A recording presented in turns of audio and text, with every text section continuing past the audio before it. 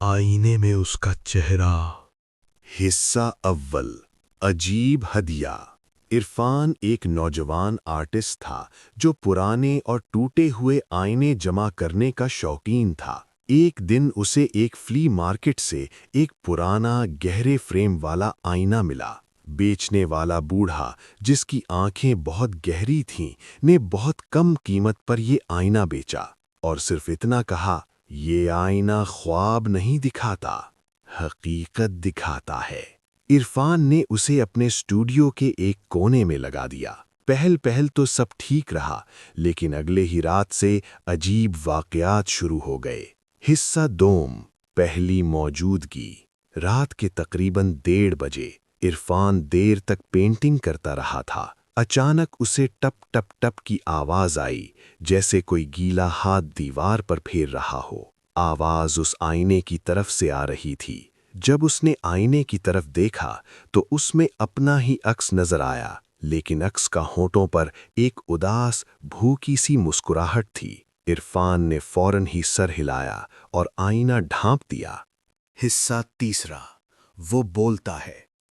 اگلے دن عرفان نے آئینہ کھولا تو سب ٹھیک لگا، لیکن جب وہ باہر جانے لگا تو ایک صاف لیکن بالکل اس کی ہی مشابہ آواز آئی۔ کہاں جا رہے ہو؟ میں اکیلے کیسے رہوں گا؟ عرفان نے مڑ کر دیکھا، کمرہ خالی تھا۔ آواز آئینے کی طرف سے آئی تھی۔ وہ گھبرا گیا، لیکن سمجھا شاید تھکن کا اثر ہے۔ اس نے آئینے کے سامنے ایک موٹا کپڑا لٹکا دیا۔ رات کو اس کے کان میں پھر فرسودہ آواز گونجی، کپڑا ہٹاؤ، مجھے اندھیرا پسند نہیں۔ یہ آواز اب اس کی اپنی نہیں لگ رہی تھی، یہ کسی اور کی تھی، لیکن اس میں عرفان کی آواز کی جھلک تھی۔ حصہ چہارم، عکس کی زندگی۔ اگلے ہفتے عرفان نے محسوس کیا کہ اس کا عکس آئینے میں اس کے ساتھ ہلنے جلنے میں تاخیر کرتا ہے۔ جب وہ مسکرایا تو عکس 1 سیکنڈ بعد مسکرایا، جب وہ منہ پھیرتا عکس 1 لمحہ رک کر پھر منہ پھیرتا۔ ایک رات بہت تھکاوٹ میں عرفان نے آئینے کے سامنے ہی سو جانے کا فیصلہ کیا، یہ جاننے کے لیے کہ کیا ہوتا ہے۔ ادھوری نیند میں اس نے اپنے ہی چہرے کو آئینے میں غور سے اسے دیکھتے ہوئے محسوس کیا۔ آنکھیں اس کی اپنی تھیں، لیکن نظر میں ایک اجنبی پرانی نفرت تھی۔ پھر عرفان کی اپنی ہی آواز بولی، لیکن ٹوٹی پھوٹی اور خوفناک لہجے میں تم ہوں، لیکن وہ سب کچھ جو تم نے چھپایا ہے، تمہاری وہ نفسیات جو تم خود سے بھی چھپاتے ہو۔ میں تمہاری ظاہری شخصیت نہیں ہوں، میں تمہاری حقیقت ہوں، اور مجھے باہر آنے کا انتظار ہے۔ حصہ پنجم، تبادلہ۔ صبح اٹھتے ہی عرفان نے محسوس کیا کہ سب کچھ ہلکا سا الٹ ہے۔ اس کا دایاں ہاتھ زیادہ مضبوطی سے کام کر رہا تھا، حالانکہ وہ کبھی بایاں ہاتھ استعمال کرتا تھا۔ وہ اپنی پینٹنگز میں عجیب و غریب ڈارک شکلیں بنانے لگا، جو اس کے عام سٹائل سے بالکل مختلف تھیں۔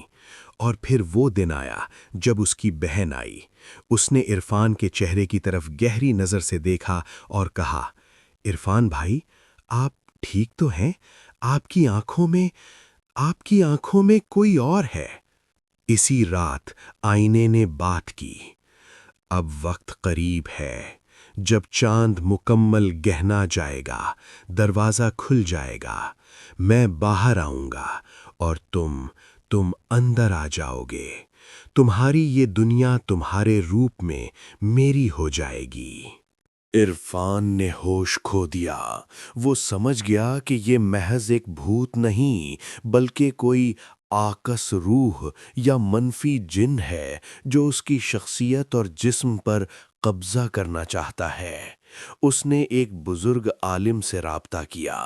عالم نے سنا اور کہا، یہ آئینہ کسی ناہید نامی عورت کا ہے جو دہائیوں پہلے اسی طرح کسی کے روپ میں آنے کی کوشش میں ناکام رہی اور اس آئینے میں قید ہو گئی۔ اب وہ تمہارا روپ لے کر دوبارہ زندہ ہونا چاہتی ہے۔ حل صرف ایک تھا، چاند گرہن کی رات آئینے کو اس کی اصل جگہ پر واپس لے جا کر ایک مخصوص دعا کے ساتھ توڑنا تھا۔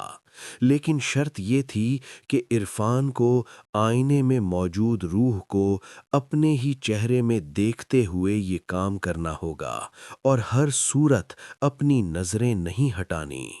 آخری حصہ، آخری مقابلہ۔ چاند گرہن کی رات عرفان نے آئینہ فلی مارکیٹ کی ویران عمارت میں لے جا کر رکھ دیا۔ جیسے ہی گرہن لگا، آئینے کا عکس مکمل طور پر تبدیل ہو گیا۔ اب وہاں عرفان کا عکس نہیں بلکہ ایک لمبے بالوں والی عورت کا مسخر چہرہ تھا جو خوفناک حد تک مسکرا رہا تھا۔ آواز آئی، آ جاؤ اندر، جہاں تمہاری کوئی شخصیت نہیں، کوئی ڈر نہیں، بس خالی پن ہے۔ عرفان نے ڈرتے ہاتھوں سے ہتھوڑا اٹھایا۔ آئینے میں عورت کا چہرہ اس کے اپنے چہرے میں ڈھلنے لگا۔ اس کی آنکھیں، اس کے ہونٹ سب عرفان کی مانند ہوتے گئے، لیکن وہی بھوکی مسکراہٹ موجود تھی۔ عرفان نے قرآن پاک کی آیات پڑھنی شروع کیں، آئینے سے چیخیں نکلیں۔ آخرکار اس نے زور سے ہتھوڑا مارا، کھڑاک، شیشہ ٹوٹا، لیکن آخری ٹکڑے میں عرفان نے دیکھا کہ اس کا اپنا عکس اب معمول کے مطابق مسکرا رہا ہے، اور اس نے ہلکا سا سر ہلایا، گویا شکریہ ادا کر رہا ہو۔